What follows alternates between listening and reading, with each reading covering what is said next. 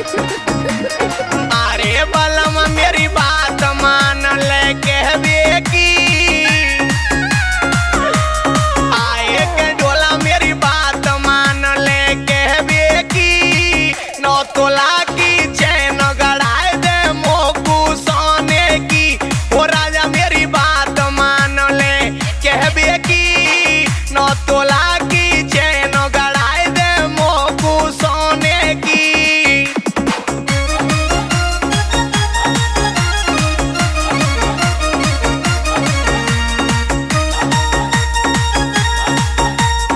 क्या बात है सुनील भाई और मेरे भाई कैमरामैन अजय सिंह और प्रकाश गुर्जर टॉल वाले सफीक भाई और मैं सिंह डीके शेखर।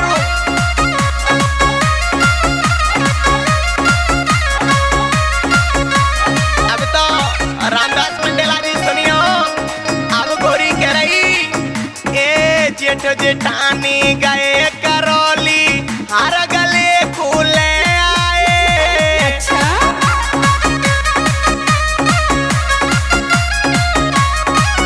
और 3 साल दे कह रही गोरी डोला न बात समझ पाए।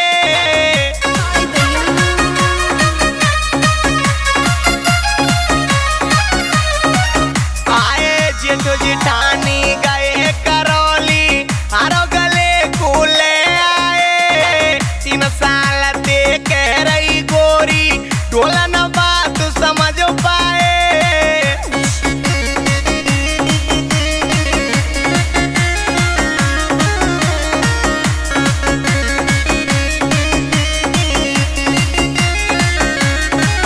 अब जसवंत भैया गोरी कह रही आए के तोते कर देंगी अनहोने की।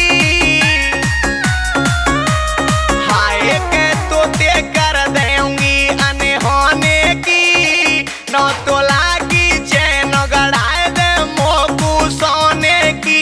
बलम तू बात मान मेरी कहवे की नौ तोला की चैन गड़ाए दे मोकू सोने की।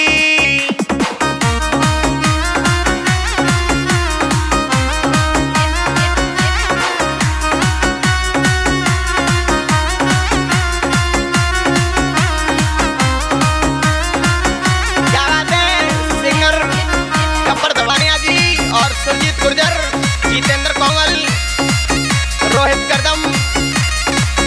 अब तो बच्चन सिंह वाड़ी वाले भैया सुनियो अब कह रहे गोरी राजा ये देवर दो रानी गए नांदोती लाए अंगूठी सोने की।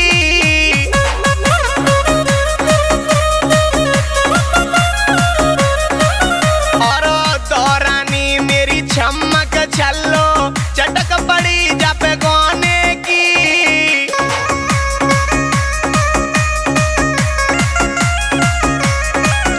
हाँ देवर दो रानी गए नांदोती लाए अंगूठी सोने की। दो रानी मेरी चमक छल्लो चटक पड़ी जापे गोने की।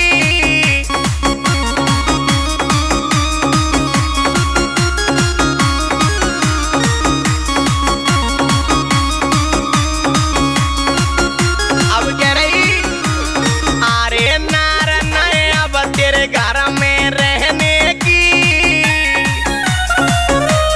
आए नार नए अब तेरे घर में रहने की। नौ तोला की चैन गड़ाए दे मोकू सोने की।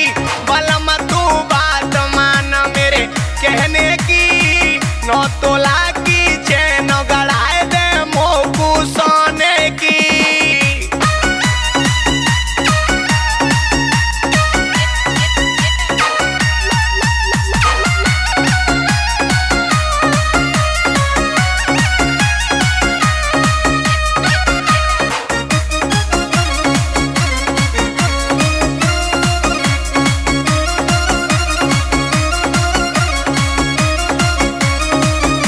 अब सुनील भैया अब कह रही राजा सुने ए ससुरा लायो सास को चल्ला।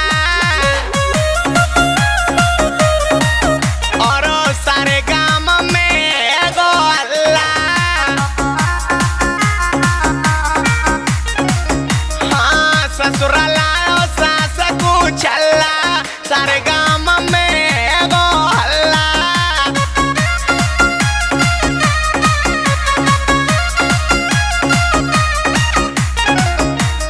अरे मना मत कर मुते पी हर